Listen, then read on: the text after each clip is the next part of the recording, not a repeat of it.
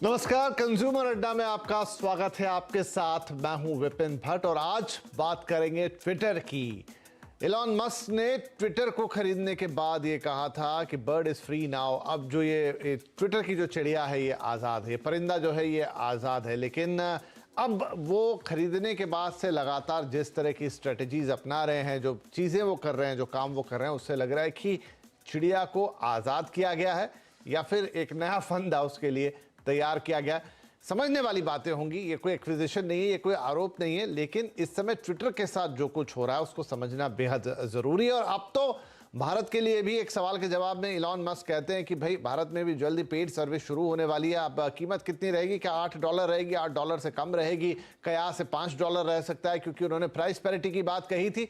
वो सब देखने वाली बातें होंगी। इसके अलावा बहुत कुछ हो रहा है ट्विटर की दुनिया में, और क्योंकि ट्विटर से आप और हम सब जुड़े हुए हैं इसलिए हम सब के लिए काफी इंटरेस्टिंग हो जाता है और जानना भी जरूरी होता है। तो चलिए हम अपनी चर्चा की शुरुआत करें। उससे पहले जरा एक नजर डालें कि ट्विटर में क्या कुछ हुआ इलॉन मस्क के आने के बाद से। तो देखिए, आते ही साथ उन्होंने कंपनी के सीईओ पराग अग्रवाल, जो कि खबरों में रहे, भारतीय थे, उनको निकाला, सीएफओ को निकाला और उसके समेत पूरे टॉप मैनेजमेंट को उन्होंने बाहर का रास्ता दिखा दिया। आधे से ज्यादा स्टाफ को भी उन्होंने कंपनी से इस वक्त चलता कर दिया है। ब्लू टिक वेरिफिकेशन के लिए $8 का चार्ज का ऐलान कर दिया है। इसके अलावा ब्लू टिक के साथ कोई और भी वो सुविधाएं देने जा रहे हैं और साथ में कंटेंट क्रिएटर्स को रेवेन्यू शेयर का वादा कर रहे हैं। एक बड़ा प्लेटफॉर्म बनाना चाहते हैं। एडवर्टाइजर्स ने ट्विटर से किनारा, ये एक इंपॉर्टेंट है। कई बड़े एडवर्टाइजर्स, हम आगे कार्यक्रम में बात करेंगे, कई बड़ी कंपनियों ने अचानक से ट्विटर से पल्ला झाड़ लिया है। ट्विटर में कंटेंट मॉडरेशन की अब उन्होंने कहा है वो कमेटी बनाएंगे। ये भी एक बहुत इंपॉर्टेंट पॉइंट है कि भाई आप आखिर फ्री स्पीच के नाम पे कैसे चीजों को मैनेज करेंगे। वीडियो कंटेंट में पे पर व्यू की तैयारी है, यानी पूरी तरह कमर्शियलाइज करना चाह रहे हैं इसको। ट्विटर होम पेज में बड़े बदलाव भी संभव है जो इलॉन मस्क करना चाहते हैं। इसे एक सुपर ऐप बना देना चाहते हैं। शॉर्ट वीडियो ऐप वाइन की वापसी पर भी काम वो कर रहे हैं। तो ऐसी तमाम और ढेर सारी बातें हैं जो ट्विटर के अंदर हो रही है। विज्ञापन पर से निर्भरता खत्म करने की बात कर रहे हैं, फ्री स्पीच की बात करते हैं, बोट और स्पैम्स को खत्म करने की बात करते हैं। आप ये कह रहे हैं घाटा भी पूरा करेंगे। थोड़ी मिक्स टाइप की अप्रोच है। या तो हम उनकी अप्रोच को अभी सीधे तौर पे नहीं समझ पा रहे हैं या फिर ये थोड़ी तुगलकी अप्रोच भी है। देखना होगा कि इलॉन मस्क आखिर कहां लेकर जाएंगे ट्विटर पे। चलिए हम अपनी यहां पर बातचीत को जरूर शुरू करते हैं कि आप वो जो भी समझ रहे हो, जो भी कर रहे हैं, लेकिन ये क्या भविष्य लेकर आता है ट्विटर के लिए। हमारे साथ हैं आज मीडिया ट्रेंड्स के फाउंडर और CEO Rohit Kumar, SP Jain institute of management and research की head digital communication Vinita Dwivedi और द मोबाइल इंडियन के एडिटर संदीप बुद्ध। आप सभी का बहुत बहुत स्वागत है। विनीता जी, मैं आपसे शुरुआत करता हूं क्योंकि जैसा मैंने कहा ट्विटर हमारी लाइफ का अब एक बड़ा हिस्सा बन गया है, कम्युनिकेशन का बड़ा तरीका बन गया। दुनिया की तमाम हस्तियां इस पर हैं, आम लोग इस पर हैं। कई बड़े जो वाद विवाद के मुद्दे होते हैं वो ट्विटर पे चलते हैं, वहां से डिसीजंस बनते हैं, चीजें निकल कर आती हैं। बहुत बड़ा इन्फ्लुएंसर है। अब जब इलॉन मस्क ने इसको खरीदा है, जिस तरीके से खरीदा और जो सारी वो चीजें करना चाह रहे हैं, तो जो उन्होंने एक लाइन लिखी थी, the bird is free now, तो क्या वो बर्ड को सच में फ्री कर रहे हैं या उसके लिए अपने तरीके का एक फंदा तैयार कर रहे हैं? जी, बिल्कुल आपने आई थिंक सवाल ही आपका इतना अच्छा है कि फंदा तो उन्होंने ऐसा लगता है कि ट्विटर के साथ फ्यूचर में क्या होगा, लेकिन बहुत सारे लोग हमारे आपके जैसे जो ट्विटर के फैंस हैं, ट्विटर लगातार यूज़ करते हैं और ये मानते हैं कि वो इन्फॉर्मेशन और एक्सचेंज का एक बहुत बढ़िया ज़रिया है, उसको एकदम ही उन्होंने मेस करके रख दिया है। एक मज़ाक की तरह से बन गया है इस पर ट्विटर। हम लोग रोज़ ऐसे कई बार तो आपने भी देखा होगा कि हम ऐसी कोई ट्वीट देखते हैं या ऐसा कोई नया वक्तव्य देखते हैं मिस्टर मस्क का और उसके बाद हम सोचते हैं कि ये सच में वो कह भी रहे हैं कि ये मज़ाक है। अभी तो आजकल ये कभी-कभी समझ में नहीं आता कि सच्चाई क्या है और गलत क्या है और ट्विटर एक तरीके का ऐसा लग रहा है कि कैसे हो सकता है कि एक इतना बड़ा मैवरिक जीनियस ऐसी गलतियां कर रहा है कि उनके सारे एडवर्टाइजर्स भाग गए, ऐसा कैसा संभव है और क्या उन्होंने इतनी बड़ी गलती की है। और वो रोज उनके नए जो वक्तव्य आते हैं उनको सुनकर पढ़कर तो ये लगता है कि क्या उनके पास कोई टीम नहीं है जो स्ट्रेटेजिकली उनको ये बता रही है कि क्या कहना चाहिए, नहीं कहना चाहिए। उनका एक बहुत बड़ा दायित्व बनता है। अब वो ट्विटर के यूजर नहीं है, अब वो ट्विटर के मालिक हैं। इतने सारे लोगों को एक साथ नौकरी से निकाला जाना, ये एक मुझे तो ऐसा लगता है कि ट्विटर की खुद की विनीता जी, रेपुटेशन इसको कुछ दांव लोगों पे को लगी। वापस भी बुला रहे हैं। इसका मतलब है कि आपके पास कोई प्लानिंग नहीं है, कोई अंडरस्टैंडिंग नहीं है, आपको कंपनी के नो अबाउट्स नहीं पता है। पहले आपने कहा जाइए, अब कह रहे हैं नहीं नहीं रुकिए, आपको नहीं जाने को अब बोला हम है। सो जाएंगे। ये थोड़ा हास्यास्पद है सारी चीजें। जी बिल्कुल हास्यास्पद है। और आपने देखा कि मुझे लगता है कि ट्विटर आप फंदा है कि नहीं हम नहीं कह सकते, लेकिन अगर हम ट्विटर की रेपुटेशन को मेजर कर रहे होते हैं ना सर, तो इस वक्त ट्विटर की रेपुटेशन को बहुत बड़ा धक्का लग गया है पिछले करीबन 10 दिनों में ही। और टेस्ला की रेपुटेशन को बहुत बड़ा नुकसान पहुंचा है। हमें पता है कि टेस्ला के शेयर्स डाउन है और इस सब का कारण सिर्फ एक इंसान बन रहा है। तो ये मुझे लगता है कि अपने आप में एक इंटरनेट या सोशल मीडिया वर्ल्ड के लिए एक बहुत ही दिलचस्प केस वाकई स्टडी वाकई है। बड़ा दिलचस्प है पूरा मामला। रोहित कुमार साहब, यही समझने की बात है, एक ऐसा इंसान जिसने दुनिया को टेस्ला दी, एक ऐसा इंसान जिसने दुनिया को स्पेस एक्स दी, मतलब जिसके आप कसीदे पढ़ते थे अब तक, इलॉन मस्क अगर कुछ कह दें तो सब फॉलो कर रहे हैं। इलॉन मस्क मतलब आप उनकी तारीफों करते अगाते नहीं थे, लेकिन अचानक से जिस तरीके से ये पूरी डील रही ट्विटर की, और जिस मतलब ऐसा नहीं है कि अब वो ये सब कर रहे हैं, द डे वन से उन्होंने जब से ट्विटर को खरीदने का फैसला किया और उसके बाद से पूरी डील जिस तरीके से आगे बढ़ी और अब वो लगातार जो चीजें कर रहे हैं, ऐसा लगता है कि क्या ये वही व्यक्ति है जिसने टेस्ला को खड़ा किया? क्या ये वही व्यक्ति है जिसने स्पेसएक्स को बनाया? या तो हम उन्हें नहीं समझ पा रहे या फिर वो सच में बदल गए हैं। जी बिल्कुल, देखिए यहाँ पे जो चीज़ें वो कहते रहे हैं अभी तक और जो कर रहे हैं वो काफ़ी अपने आप में कॉन्ट्राडिक्टरी है, क्योंकि वो हमेशा फ्री स्पीच की बात करते हैं, एक अच्छे प्लेटफॉर्म बनाने की बात करते हैं। ठीक है, आप ब्लू टिक के लिए चार्जेस कर रहे हैं, आप बोलते हैं कि हाँ हम बहुत अच्छी सर्विसेज देंगे, आपको एक यूज़र फ्रेंडली प्लेटफॉर्म देंगे, आप पैरोडी अकाउंट्स को आप क्लैरिफाई करने कह रहे हैं कि अगर आप पैरोडी अकाउंट है तो आप क्लियर करें कि आप पैरोडी अकाउंट है, अदरवाइज वो आपकी जो अकाउंट्स है रिस्ट्रिक्टेड की जाएगी। लेकिन दूसरी तरफ जब आप बात करते हैं तो आप एक मास एम्प्लॉय ले ऑफ कर रहे हैं, तो अगर आप इतने बड़े नंबर्स में ले ऑफ कर रहे हैं तो आप इस प्लेटफॉर्म को और बेहतर कैसे बनाने की क्या स्ट्रैटेजी है? अगर बात करें हम ब्लू टिक वेरिफिकेशन की, तो आपने एकदम से ला दिया कि हाँ आपके चार्जेस लगेंगे। ठीक है, चार्जेस लगेंगे, लेकिन अभी भी अगर आप जाते हैं वेरीफाइड ट्विटर के वेरीफाइड पेजेस पे, जो उनका खुद का है ट्विटर वेरीफाइड, तो उस पर इसके बारे में कोई भी दिशा निर्देश नहीं दिया गया है कि हाँ आगे किस तरीके से होगा। लोगों के मन में एक बहुत बड़ा कंफ्यूजन है।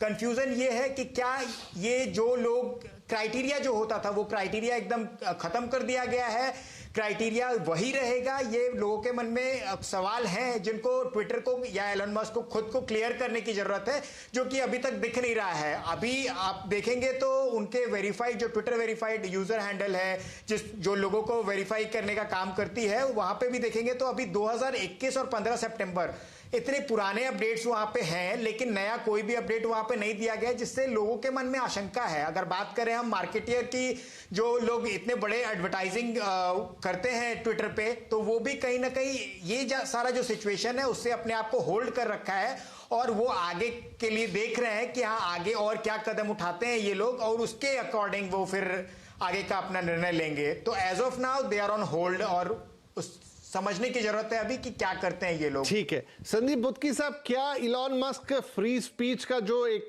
नोशन है और एक जो बिजनेस है, इन दो चीजों को मिक्स कर रहे हैं? एक तरफ वो कहते हैं कि मैं फ्री स्पीच का हिमायती हूं, दूसरी तरफ आप ब्लू टिक लेंगे, ब्लू टिक के पैसे लेंगे, उसके अलावा आप सिर्फ पैसे नहीं लेंगे, आप दूसरी सर्विसेज देंगे, आप वीडियो कंटेंट में जो पैसा दे रहा है उसको आप थोड़ा सा ज़्यादा एडवांटेज देंगे, उनकी रीच को ज़्यादा एडवांटेज देंगे, तमाम उनको दूसरे, तो फिर ये फ्री स्पीच बची कहाँ? राइट विपिन, आपके सवाल में ही आपका जवाब छुपा हुआ है। आपने बोला इलॉन मस्क ने फ्री स्पीच के बारे में बात की, आपने इलॉन मस्क कहा, आपने ट्विटर नहीं कहा। अब मैं ये क्यों कह रहा हूं? मैं इसलिए कह रहा हूं क्योंकि जितनी भी हम कंपनीज देखते हैं कंज्यूमर सेगमेंट में या कोई भी कंपनीज हो, वहां पर कंपनी बड़ी होती है, उसके सीईओ या फिर उसके जो स्टेक होल्डर्स है वो साइज में छोटे होते हैं। कंपनी एक अम्ब्रेला फ्लैगशिप प्रोडक्ट होता है। लेकिन एलॉन मस्क के साथ ये इशू है कि वो जहां पर भी जाते हैं, वो जिस कंपनी के भी पार्ट होते हैं वो कंपनी से बड़े बन जाते हैं। और आप जानते हैं, आपने देखा भी है, इतनी सारी कंपनीज जब भी कोई अनाउंसमेंट होती है, कुछ होती है, एक प्रोसेस फॉलो किया जाता है जहां पर पहले डिस्कशन किया जाता है स्टेक होल्डर से, उसके सोच समझ के अनाउंसमेंट किया जाता है। ऐसा नहीं होता है कि चलिए $12 में दे दीजिए, अरे नहीं नहीं चलो आप ना तेरा ना मेरा $8 में फिक्स कर लेते हैं कि आपको ये ब्लू टिक सर्विस मिल जाएगी।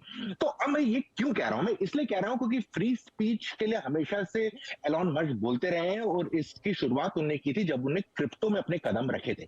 वहां से वो बहुत ज्यादा इस बारे में बोल रहे थे। और एक प्लेटफॉर्म जो माइक्रो ब्लॉगिंग प्लेटफॉर्म है ट्विटर, इससे में भी बहुत सारे लोगों ने इसको संदेह के कटघरे में खड़ा कर दिया था कि यहाँ पर फ्री स्पीच पे रोक लगती है। तो उनका कहना है कि जी हाँ मैं इसको फ्री करूंगा, मैं इसमें बहुत चेंजेस करूंगा।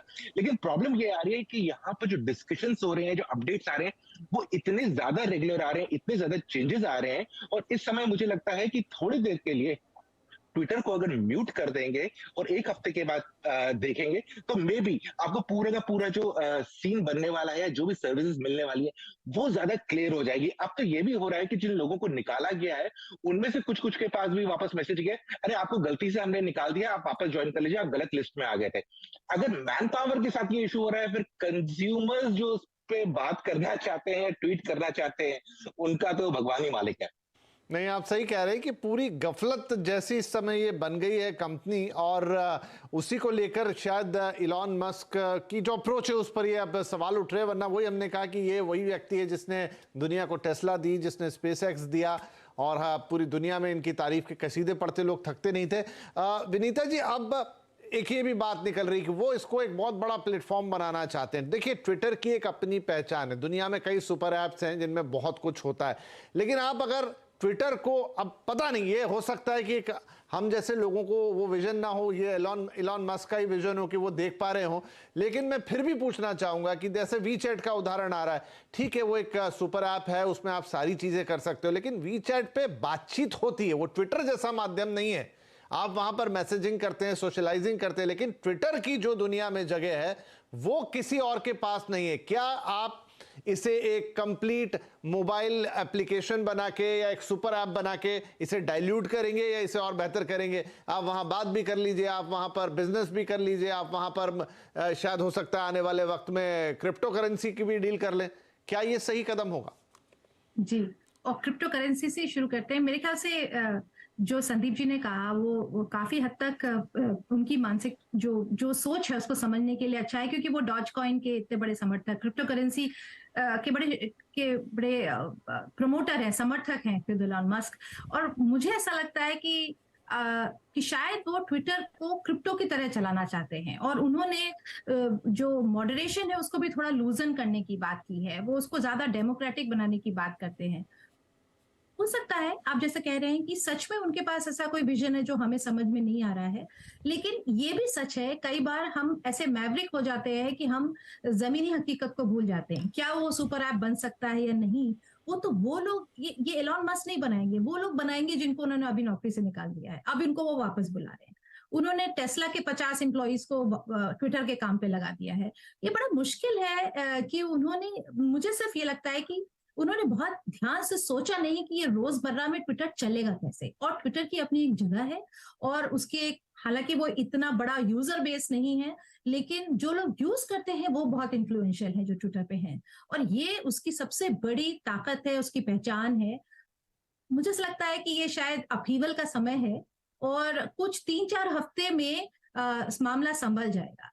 बावजूद इसके कि he is losing money, Twitter is losing money, Tesla is losing money, फिर भी इलॉन मस्क दुनिया के सबसे रईस इंसान है, और उनके पास काफी पैसा है, और उनके पास एक बार उनको थोड़ा सा कंट्रोल हैंडल आएगा तो शायद ये फिर से संभल जाएगा। अभी फिलहाल वो थोड़ा अनप्रिपेयर्ड इसके अंदर चले गए हैं, और वो एकदम डावाडोल होता नजर आ रहा है। पर मुझे लगता नहीं है कि इससे बहुत लॉन्ग टर्म नुकसान होगा ट्विटर को। जी रोहित, तो इसको देखिए, आते ही साथ उन्होंने कुछ और किया नहीं किया, लेकिन पूरी दुनिया के जो ट्विटर ऑफिसेज है वहां पे खलबली मचा दी।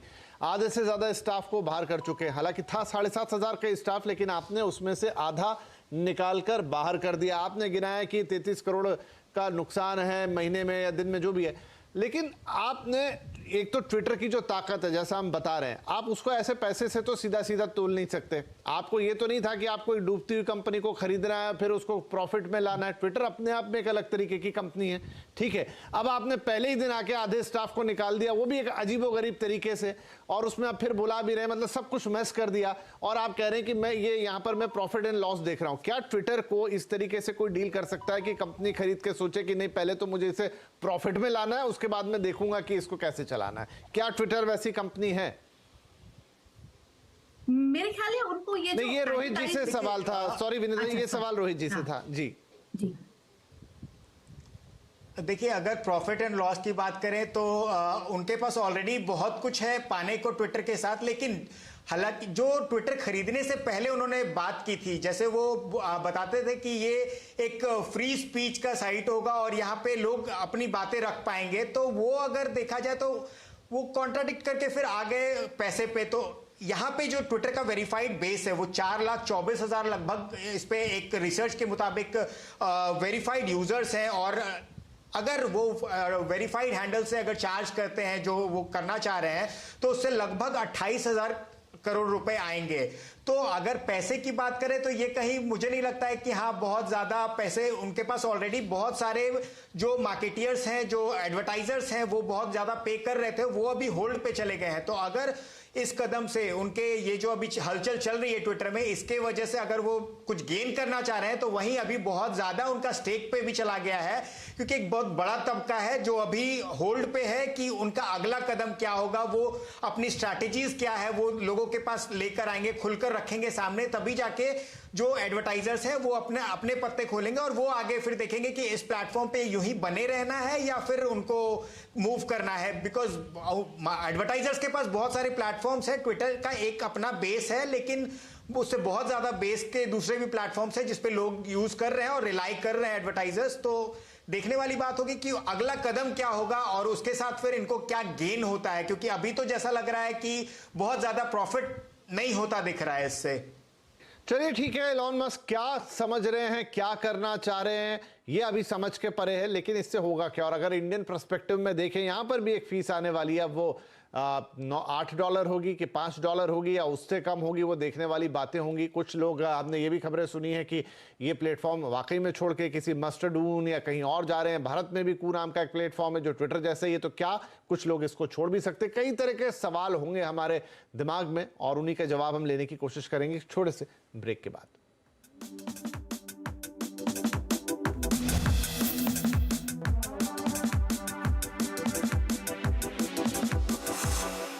Welcome back. आजाद परिंदा या मस्क का फंदा, बात हो रही है ट्विटर पर। इलॉन मस्क ने ट्विटर को खरीदते ही साथ उसमें आमूल चूल परिवर्तन, जिसे हम हिंदी में कहते हैं, करने की शुरुआत कर दी। चाहे वो लोगों को हटाना हो, चाहे उसकी पॉलिसीज बदलनी हो, चाहे ब्लू टिक के लिए पैसे लेने हो, और तमाम चीजें जो वो आगे संकेत दे रहे हैं कि कर सकते हैं।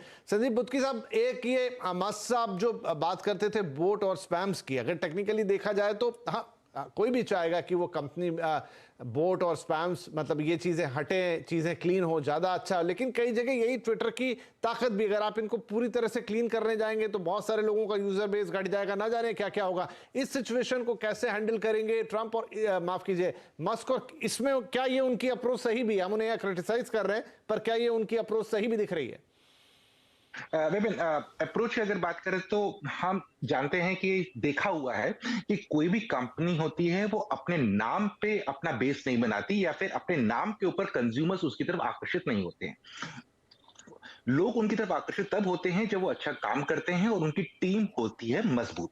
अगर टीम वर्क पावर जो भी डिफरेंट लीडरशिप रोल में है या सपोर्ट स्टाफ में है, जब तक वो अच्छा काम नहीं करेंगे प्रोडक्ट अच्छा नहीं बन सकता है। और सबसे पहले ही आते ही एलॉन ने जो पुरानी टीम थी उनको निकाल दिया। लेकिन पुरानी टीम ने ऐसा क्या गलत काम कर दिया कि उनको निकालने की जरूरत पड़ी? मुझे तो लगता है कि उनसे बेटर काम किसी ने नहीं किया। अब आप पूछेंगे ऐसा क्यों लगता है मेरे को? वो सिंपल सी बात है कि एलॉन ने पहले डील दी थी $44 मिलियन की, लेकिन उसके बाद कहते मैं इस डील पे साइन नहीं करूंगा। लेकिन जो उस टाइम पे पराग थे, उनके सीईओ ट्विटर के, और बाकी स्ट्रैटेजी ऑफिसर थे, फाइनेंस ऑफिसर थे, उनने एलॉन को फोर्स कर दिया कि उसी प्राइस पे आप डील क्लोज करोगे, और जो ट्विटर के लिए फायदेमंद डील है। वरना एलॉन तो कहते कि 33 मिलियन तो होना चाहिए, 30 मिलियन तो होना चाहिए, बॉट वॉट ये बहुत है। लेकिन उन मैनेजमेंट ने एलॉन को फोर्स कर दिया। इससे बढ़िया मैनेजमेंट टीम हो ही नहीं सकती थी। अगर इनको लगता है कि वो सब चीजें ठीक करनी है, तो एग्जिस्टिंग वर्कफोर्स के साथ जो उस चीज का पूरा सेटअप जानते हैं, उसके कोड जानते हैं, क्योंकि 13-13 साल 15-15 साल ट्विटर में दिए हैं, धीरे धीरे करके चेंजेस किए जाएंगे। अगर आप एक साथ चेंज करेंगे, उसे चेंज नहीं कहते हैं, उसे नीजक रिएक्शन कहते हैं। और जो अभी लग रहा है वो नीजक रिएक्शन हो रहा है। और बॉट्स वॉट्स हटाना इतनी आसान बात नहीं है, क्योंकि बॉट्स के लिए बहुत सारे एजेंसीज बैठी हुई हैं, कंपनीज बैठी हैं, और रातों रात में इसको गायब करना बड़ा मुश्किल है। और साथ ही साथ भारत जैसे कंट्री में अगर बात कर लें, तो ऐसा नहीं है कि ट्विटर का जो भी वो कदम लेंगे या जो भी चीज इंप्लीमेंट करना चाहेंगे, उनका जो सफर रहेगा आसान रहेगा, क्योंकि भारतीय गवर्नमेंट ने अपनी पॉलिसी सोशल मीडिया को लेके बड़ी क्लियर करके रखी हुई है कि जहां पर हमारे कंज्यूमर्स यानी कि हमारे देशवासियों का नुकसान होगा, या हमारी सरकार या किसी को भी उससे कुछ खतरा लगता है कि वो चीज सही नहीं है हमारे देश के लिए, उस चीज पे पाबंदी लग सकती है। तो बाकी कंट्रीज की अपनी अपनी पॉलिसी है, वो वहां कैसे इंप्लीमेंट करेंगे वो तो देखने वाली बात है। लेकिन हिंदुस्तान में फ्री हैंड तो बिल्कुल ही नहीं मिलने वाला है। और जो बॉट्स हैं या फिर जो मॉडरेशन की बात कर रहे हैं, जी हाँ, मॉडरेशन में शायद आप चेंजेस देख सकते हैं, लेकिन बॉट्स ऐसी चीज नहीं है जो रातों रात में गायब हो जाएंगी। और गायब हो जाएंगी तो उसका दुष्प्रभाव भी होगा, क्योंकि बहुत सारे अकाउंट्स होंगे मशीन लर्निंग की वजह से लगता होंगे कि बॉट्स हैं, जो बॉट्स नहीं है, और एक्चुअल यूजर बेस भी डिप्लीट हो सकता है। जी, तो ये काफी अच्छा इंसाइट दिया संदीप ने कि कैसी चीजें हैं और कहाँ को किस चीज को आप कैसे देखें और समझे।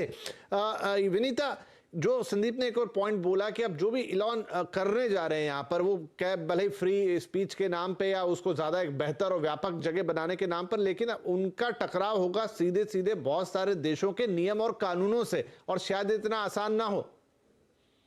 जी, मैं तो कल ट्विटर पे ही पढ़ रही थी कि जो अगर $8 या उसका इक्विवेलेंट जो भी भारत में वो चार्ज करेंगे, तो फिर वो कंज्यूमर फोरम के अंतर्गत आ जाएंगे और बहुत सारे और नियम कानून उनको भारत के मानने पड़ जाएंगे, या किसी भी देश के मानने पड़ जाएंगे। और ऐसा ही लगता है कि ये सब नीजर की है कि उन्होंने सोचा ही नहीं कि कैसे रूल्स चेंज, क्योंकि सोशल मीडिया फ्री है तो वो बहुत सारे कानूनों के अंदर में नहीं आता है। तो आप कंज्यूमर फोरम में आप कैसे जस्टिफाई करेंगे? आप कैसे किसी को ब्लू टिक, अगर सरकार ने कह दिया आप इसको नहीं दे सकते, तो आप कैसे जस्टिफाई करेंगे उसको देना? ये सब तो मुझे लगता है कि उन्होंने सोचा ही नहीं है, और इस कारण वो लगातार ऐसी गलतियां करते जा रहे हैं। जैसे आज उन्होंने, एक तरफ आप फ्री स्पीच की बात कर रहे हैं कि हम इसको और डेमोक्रेटिक बना रहे हैं, हम क्रिप्टो की तरह बना रहे हैं, उसकी बात करते हैं, डॉज कॉइन की बात। दूसरी तरफ अगर आपने देखा होगा पिछले 2-3 दिनों में बहुत सारे पैरोडी अकाउंट्स बन गए थे कि बहुत सारे लोगों ने अपने अकाउंट का नाम इलॉन मस्क रख दिया था, तो अब उन्होंने आज उसको सस्पेंड करना शुरू कर दिया। रोज एक नया रूल ला रहे हैं और लोग बिल्कुल मजाक उड़ रहा है उनका लगातार ट्विटर पे। और ये अपने आप में ट्विटर के फ्यूचर के लिए या ट्विटर की, मेरा ख्याल है अगर ऐसे ही चलता रहा तो बहुत सारे लोग उसको सीरियसली लेना बंद कर देंगे, जो कि अच्छी बात नहीं है। जी बिल्कुल। तो रोहित, यहां से क्या बदलेगा, ट्विटर या इलॉन मस्क? किसी एक को तो बदलना पड़ेगा।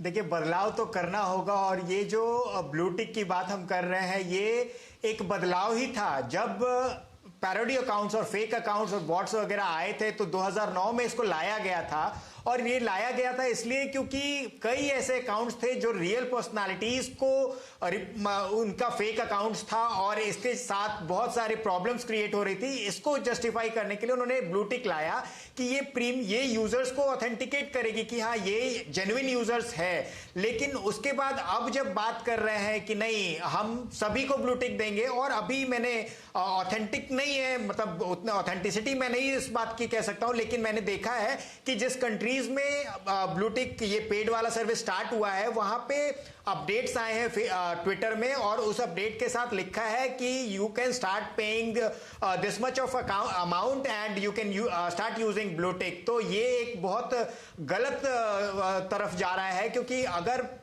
अगर मान लो कोई भी एक सामान्य बंदा है किसी के नाम से और ब्लू टिक लेना चाहेगा और पे कर रहा है, तो ये तो मतलब कहीं ना कहीं इस जो प्लेटफॉर्म है उसको अच्छे बनाने की बात चल रही है, वो कहीं दूसरे तरफ ना लेकर चला जाए। तो बदलाव यहाँ पे करने होंगे। बदलाव कहीं ना कहीं ट्विटर को अच्छा बनाना है तो एलन मस्क सर को बदलाव करने होंगे, अदरवाइज ये जो प्लेटफॉर्म वो चाहते हैं वो किसी और दिशा में जाता दिख रहा है। हाँ, मुझे याद है उनका एक ट्वीट था कि मैं ये जो आपका, मतलब वो ट्विटर को बोल रहे थे कि आपका ये जो स्लेव और लैंडलॉर्ड वाला, मतलब वो ब्लू टिक के लिए बोल रहे थे क्योंकि वो हर किसी को मिलता नहीं, उसकी एक अपनी एल्गोरिदम है, जो भी है कि वो जो सिस्टम के तहत ही मिल पाएगा, डजंट मीन कि आपके इतने इतने फॉलोअर हैं, ये है, लेकिन अब उन्होंने कहा कि नहीं मैं इसे डेमोक्रेटिक बना दूंगा, बस $8 दे दो और सबका है। ऐसे सोच बुरी नहीं है, लेकिन जिस तरह का ये प्लेटफॉर्म है, जिस तरह की इसकी अप्रोच थी, जिस तरह की रीच थी और जिसके कारण ट्विटर बना, वो शायद मस्क के जहन में अभी नहीं है। वो कुछ उसको और बदल देना चाहते हैं। अब वो क्या करेंगे इसका, और जो मेरा एक मूल आखिरी सवाल था, किसको बदलते हुए देखेंगे? क्या ट्विटर बदलेगा या इलॉन मस्क साहब को बदलना पड़ेगा? ये शायद थोड़े दिनों में हमें पता लगेगा। लेकिन आज तो जो बातचीत हो रही है और हमारे तमाम मेहमान हैं, यार शायद सबके मन में यही बात है कि इलॉन मस्क के जो कदम है अभी वो किसी को समझ में नहीं आ रहे। मैं फिर ये लाइन बोलूंगा, हो सकता है हमारा विजन उनके उस विजन को नहीं पकड़ पा रहा है, लेकिन फिर भी आने वाले वक्त में चीजें क्लियर होंगी। कोई भी गलत और कोई भी सही हो सकता है। बहुत शुक्रिया आप तीनों मेहमानों का कार्यक्रम पे शामिल होने के लिए। नमस्कार।